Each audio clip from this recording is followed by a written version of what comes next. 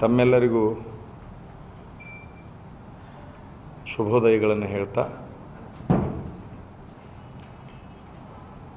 ನಮ್ಮ ಧಾರವಾಡದ ಹಿರಿಯರು ಬುದ್ಧಿಜೀವಿಗಳಾಗಿರುವಂತಹ ವೀರಣ್ಣವರು ಯಳಲಿಯವರು ಇಲ್ಲಿದ್ದಾರೆ.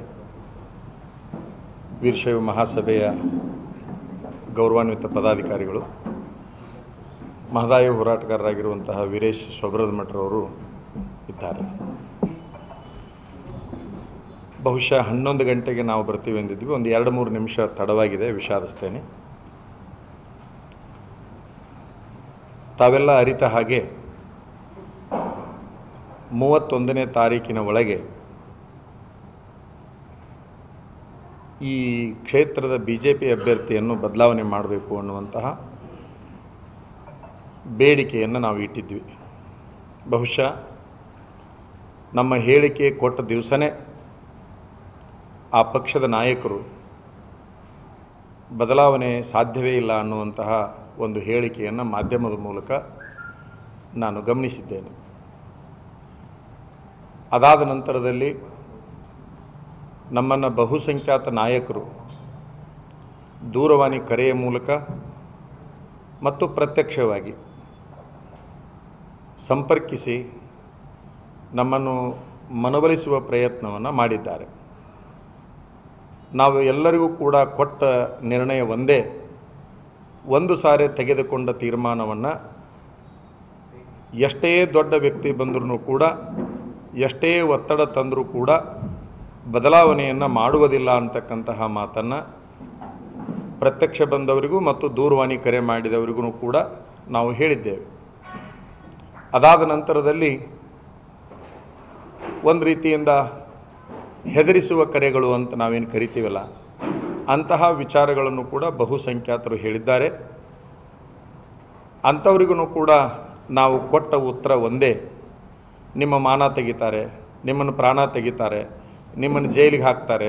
ಈ ಎಲ್ಲ ವಿಚಾರಗಳನ್ನು ಕೆಲವು ಜನ ನಮಗೆ ಮುಟ್ಟಿಸುವಂತಹ ಪ್ರಯತ್ನವನ್ನು ಮಾಡಿದಾಗ ನಾವು ಒಂದೇ ಮಾತನ್ನು ಹೇಳಿದ್ದೇವೆ, ಈ ನಾಡಿನೊಳಗೆ ಎಷ್ಟು ಸಮಾಜಗಳು ನೊಂದಿವೆ, ಆ ನೊಂದ ಸಮಾಜಕ್ಕೆ ಸಾಂತ್ವನವನ್ನು ಹೇಳೋದ್ರ ಸಲುವಾಗಿ ನಮ್ಮ ಮಾನ ಹೋದರೂ ಸರಿ, ನಮ್ಮ ಪ್ರಾಣ ಹೋದರೂ ಸರಿ, ನಾವು ಮುಂದಿಟ್ಟ ಹೆಜ್ಜೆಯನ್ನು ಹಿಂದೆ ಇಡುವುದಿಲ್ಲ ಅಂತಕ್ಕಂತಹ ಮಾತನ್ನು ಅಂಥವ್ರಿಗೂ ಕೂಡ ನಾವು ಹೇಳಿದ್ದೇವೆ ಅಂತಕ್ಕಂಥದ್ದನ್ನು ತಮ್ಮೆಲ್ಲರ ಗಮನಕ್ಕೆ ನಾನು ತರಲಿಕ್ಕೆ ಇಚ್ಛಪಡ್ತೇನೆ. ಬಹಳ ವಿಶೇಷ ಅಂತಂದರೆ, ಸಹಜ ಅದು, ಬದಲಾವಣೆ ಅಸಾಧ್ಯ ಅಂತಕ್ಕಂತಹ ಮಾತು ಅವರ ಪಕ್ಷಕ್ಕೆ ಅನಿವಾರ್ಯವಾದರೆ ಹೋರಾಟ ನಮಗೆ ಅನಿವಾರ್ಯ ಆಗಿದೆ ಅಂತಕ್ಕಂಥದ್ದನ್ನು ಈ ಸಂದರ್ಭದಲ್ಲಿ ತಮ್ಮೆಲ್ಲರ ಗಮನಕ್ಕೆ ನಾನು ತರಲಿಕ್ಕೆ ಇಚ್ಛಪಡ್ತೇನೆ. 31ನೇ ತಾರೀಕಿಗೆ ನಾವು ಕಾದು, ಅಲ್ಲಿಯವರೆಗೆ ಕಾದು 31ಕ್ಕೆ ತಮ್ಮ ಮುಂದೆ ನಾನು ಬರ್ತೇನೆ ಅನ್ನುವಂತಹ ಮಾತನ್ನು ಕೊಟ್ಟ ಪ್ರಕಾರ ಬಂದಿದ್ದೇನೆ. ಇವತ್ತಿನ ದಿವಸ ತಮಗೆ ನಾವು ಹೇಳುವ ವಿಚಾರ ಇಷ್ಟೇ, ಜೋಶಿಯವರ ವಿಚಾರದಲ್ಲಿ ನಾವು ಯಾವುದೇ ಬದಲಾವಣೆಯನ್ನು ಯಾವುದೇ ಪರಿಸ್ಥಿತಿಯಲ್ಲಿ ತೆಗೆದುಕೊಳ್ಳೋದಿಲ್ಲ ಅಂತಕ್ಕಂತಹ ಒಂದು ಗಟ್ಟಿ ನಿಲುವನ್ನು, ಬಹಳ ಜನರಿಗೆ ಒಂದು ದುಗುಡ ಇದೆ, ದಿಂಗಾಲೇಶ್ವರ ಸ್ವಾಮಿಗಳು ಒತ್ತಡಕ್ಕೆ ಮಣಿಯಬಹುದೇ ಅಂತಕ್ಕಂತಹ ಒಂದು ದುಗುಡ ಇದೆ. ಇಂದಿನ ಸುದ್ದಿಗೋಷ್ಠಿಯ ಮೂಲಕ ಇಡೀ ಕನ್ನಡ ನಾಡಿನ ಜನತೆಗೆ ಗಟ್ಟಿ ಧ್ವನಿಯಲ್ಲಿ ಒಂದು ಮಾತನ್ನು ಹೇಳಲಿಕ್ಕೆ ಇಚ್ಛಪಡ್ತೇನೆ. ನಾನು ಇಟ್ಟ ಹೆಜ್ಜೆಯಿಂದ ಹಿಂದಕ್ಕೆ ಸರಿಯುವುದಿಲ್ಲ, ಮುಂದಕ್ಕೇ ಹೋಗ್ತೇನೆ ಅಂತಕ್ಕಂತಹ ಮಾತನ್ನು ಹೇಳ್ತೇನೆ. ಯಾರೂ ಕೂಡ ಯಾವುದೇ ಆಮಿಷಕ್ಕಾಗಲಿ ಒತ್ತಡಕ್ಕಾಗಲಿ ಬಗ್ಗುತ್ತಾರೆ ಅಂತಕ್ಕಂತಹ ಚಿಂತನೆಯನ್ನು ಮಾಡಬಾರ್ದು, ವಿಚಾರವನ್ನು ಮಾಡಬಾರ್ದು. ಆ ರೀತಿ ಆಮಿಷಗಳಿಗೆ ಒಗ್ಗುವಂತಹ, ಒತ್ತಡಗಳಿಗೆ ಬಗ್ಗುವಂತಹ ಮನಸ್ಥಿತಿಯ ಸ್ವಾಮಿಗಳು, ಪರಿಸ್ಥಿತಿಯ ಸ್ವಾಮಿಗಳು ನಾವು ಅಲ್ಲ ಅಂತಕ್ಕಂಥದ್ದನ್ನು ಮಾಧ್ಯಮದ ಮೂಲಕ ಸ್ಪಷ್ಟಪಡಿಸ್ತೇವೆ ಅಂತಕ್ಕಂಥದ್ದು. ಬಹುಸಂಖ್ಯಾತರು ನಮ್ಮನ್ನು ಕೇಳಿದ್ದಾರೆ, ನೀವು ಬೆಂಡ್ ಆಗಿಬಿಟ್ರೆ ಹೇಗೆ, ನೀವು ಹಿಂದಕ್ಕೆ ಸರಿದು ಬಿಟ್ಟರೆ ಹೇಗೆ ಅನ್ನುವಂತಹ ಸಹಜ, ಅದು ಸಾಮಾನ್ಯರಿಗೆ ಬರ್ತಕ್ಕಂತಹ ಒಂದು ವಿಚಾರ, ಅದು ಅತ್ಯಂತ ಸಹಜವಾಗಿರ್ತಕ್ಕಂಥದ್ದು. ಬಹಳ ಸ್ಪಷ್ಟವಾಗಿ ಹೇಳೋದು ಅಂತಂದರೆ, ಚುನಾವಣೆ ಮುಗಿಯುವವರೆಗೆ ಅವರ ವಿರುದ್ಧ ನಮ್ಮ ಸಮರ ಸಾರಿರ್ತದೆ. ನಮ್ಮ ಜೀವ ಇರುವವರೆಗೆ ಈ ನಾಡಿನೊಳಗೆ ಎಷ್ಟು ಸಮಾಜಗಳು ನೊಂದಿದ್ದಾವೆ, ನಾವು ಭಾವೈಕ್ಯತಾ ಸ್ವಾಮಿಗಳಾಗಿರೋದ್ರಿಂದ ಸರ್ವ ಸಮಾಜಗಳ ಹಿತವನ್ನು ಕಾಪಾಡಬೇಕಾಗಿರುವಂಥ ಕರ್ತವ್ಯ ಮತ್ತು ಜವಾಬ್ದಾರಿ ಆ ಸ್ಥಾನದಲ್ಲಿ ನಾವು ಕುಂತಿರೋದ್ರಿಂದ ಎಲ್ಲ ಸಮಾಜದ ನೋವಿನ ಒಂದು ಪರಿಸ್ಥಿತಿಯನ್ನು ಅರ್ಥ ಮಾಡಿಕೊಂಡು ನೊಂದವರ ಧ್ವನಿಯಾಗಿ ನಾವು ಇಲ್ಲಿ ಗಟ್ಟಿಯಾಗಿ ಮುಂದುವರಿತೇವೆ ಅಂತಕ್ಕಂತಹ ಮಾತನ್ನು ಈ ಸಂದರ್ಭದಲ್ಲಿ ತಮ್ಮೆಲ್ಲರ ಗಮನಕ್ಕೆ ನಾವು ತರಲಿಕ್ಕೆ ಇಚ್ಛಪಡ್ತಾ, ಇದಾದ ನಂತರದಲ್ಲಿ ಒಂದು ಮಾತನ್ನು ನಾವು ಹೇಳಿದ್ವಿ. ಅದು ಯಾವುದು ಅಂತಂದರೆ 31ನೇ ತಾರೀಕಿಗೆ ತಮ್ಮ ಮುಂದೆ ಬರ್ತೇನೆ, ಆವತ್ತಿನ ದಿವಸ ಏನು ಮಾತಾಡಬೇಕಾಗಿದೆ ಅದನ್ನು ಮಾತಾಡ್ತೇನೆ ಅನ್ನುವಂಥ ಮಾತನ್ನು ಹೇಳಿದ್ದೆ. ಮುಂದೇನು ಅನ್ನುವಂತಹ ಪ್ರಶ್ನೆ ತಮಗೆ ಸಹಜವಾಗಿ ಬರ್ತದೆ. ಮುಂದೇನು ಅನ್ನುವಂತಹ ಪ್ರಶ್ನೆಗೆ 2ನೇ ತಾರೀಕು ಕೂಡ ಒಂದನ್ನು ಹೇಳಿದ್ದೆ.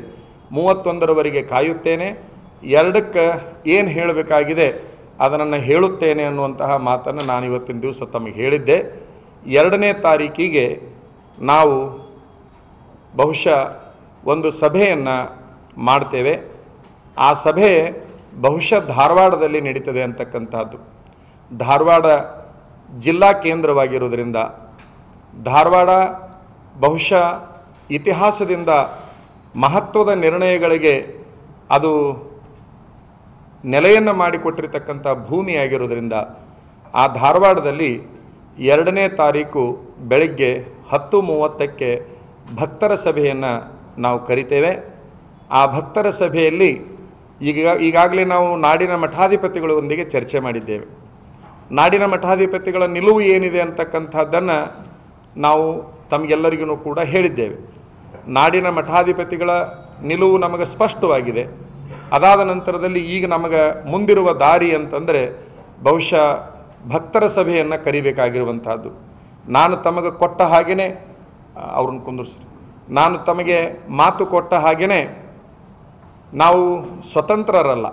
ಮಠಾಧಿಪತಿಗಳು ಯಾವುದೇ ನಿರ್ಧಾರಗಳನ್ನು ತೆಗೆದುಕೊಳ್ಳುವುದರಲ್ಲಿ ಸ್ವತಂತ್ರರಲ್ಲ.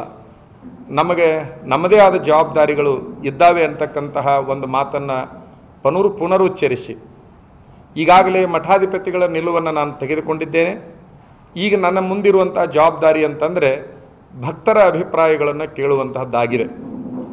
ನಾನು ಧಾರವಾಡ ಮತಕ್ಷೇತ್ರದಲ್ಲಿರ್ತಕ್ಕಂತಹ ಭಕ್ತರು ಅಂತೇನಿದ್ದಾರೆ, ನಮ್ಮ ಭಕ್ತರು ಅಂತೇನಿದ್ದಾರೆ, ಬಹುಶಃ ರಾಜಕೀಯೇತರ ವ್ಯಕ್ತಿಗಳು ಅಂತ ನಾನು ಅನ್ಕೊಳ್ತೇನೆ. ಭಕ್ತರು ಅಂದಂಥ ಸಂದರ್ಭದಲ್ಲಿ ಆ ಭಕ್ತರ ನಿಲುವು ಏನು ಬರ್ತದೆ ಅಂತಕ್ಕಂತಹದ್ದನ್ನು ಬರುವ ದಿನಮಾನದಲ್ಲಿ ಮತ್ತೆ ನಾನು ಮಾಧ್ಯಮದ ಮೂಲಕ ಆ ವಿಚಾರಗಳನ್ನು ತಿಳಿಸ್ತೇನೆ ಅಂತಕ್ಕಂತಹ ಮಾತನ್ನು ಹೇಳಿ, ಒಟ್ಟಾರೆ 2 ಗಟ್ಟಿಯಾದ ಮಾತುಗಳನ್ನು ಇಲ್ಲಿ ಹೇಳಲಿಕ್ಕೆ ಇಚ್ಛಪಡ್ತೇನೆ. ನಮ್ಮ ಹೋರಾಟದಿಂದ ಹಿಂದಕ್ಕೆ ಸರಿಯುವುದಿಲ್ಲ. ನಮ್ಮ ಹೋರಾಟದಿಂದ ಹಿಂದಕ್ಕೆ ಸರಿಯುವುದಿಲ್ಲ. ಕೊಟ್ಟ ಅವಕಾಶ ಮುಗಿದು ಹೋಗಿದೆ. ನಾವು ಕೊಟ್ಟದ್ದಕ್ಕೆ ಅವರು ನಮ್ಮ ಮಾತನ್ನು ಕೇಳಲೇಬೇಕನ್ನುವಂಥ ಹಠಮಾರಿತನೂ ಕೂಡ ನಮ್ಮದಲ್ಲ. ಆದರೆ ಜವಾಬ್ದಾರಿ ಸ್ಥಾನದಲ್ಲಿ ನಾವಿರೋದ್ರಿಂದ ಸಮಯಾವಕಾಶವನ್ನು ಕೊಡಬೇಕಾಗಿತ್ತು ಅನ್ನುವಂಥ ಅಪವಾದ ಬರಬಾರ್ದನ್ನೋ ಒಂದೇ ಒಂದು ಉದ್ದೇಶಕ್ಕಾಗಿ ನಾವು ಸಮಯಾವಕಾಶವನ್ನು ಕೊಟ್ಟಿದ್ವಿ. ಈಗೂ ಕೂಡ ನಾವು ಉಚ್ಚಾರ ಮಾಡ್ತೇವೆ, ನಾವು ಯಾವುದೇ ಪಕ್ಷದ ಅಭಿಮಾನಿಗಳು ಅಲ್ಲ, ಯಾವುದೇ ಪಕ್ಷದ ವಿರೋಧಿಗಳು ಅಲ್ಲ. ಬಹುಶಃ ಈ ನಾಡಿನೊಳಗೆ ನಡೆದಿರತಕ್ಕಂತಹ ಈ ದಮನಕಾರಿ ಆಡಳಿತ ಏನಂತಕ್ಕಂಥದ್ದಿದೆ ಅದರ ವಿರುದ್ಧ ಬಂದು ನಿಂತಿದ್ದೇವೆ ಹೊರತಾಗಿ ಬೇರೆ ಯಾವುದರ ಉದ್ದೇಶ ನಮ್ಮ ಹತ್ರ ಇಲ್ಲ ಅಂತಕ್ಕಂತಹದ್ದನ್ನು ತಮ್ಮೆಲ್ಲರ ಗಮನಕ್ಕೆ ನಾನು ತರಲಿಕ್ಕೆ ಇಚ್ಛಪಡ್ತಾ, 2ನೇ ತಾರೀಕಿಗೆ ಈ ಧಾರವಾಡ ಮತಕ್ಷೇತ್ರದಲ್ಲಿ ಬರತಕ್ಕಂತಹ ನಮ್ಮ ಭಕ್ತರು ಅಂತೇನಿದ್ದಾರೆ ಅವರು ಧಾರವಾಡಕ್ಕೆ ಬರಬೇಕು ಅಂತಕ್ಕಂತಹ ಒಂದು ಸೂಚನೆಯನ್ನು ಈ ಮಾಧ್ಯಮದ ಮೂಲಕ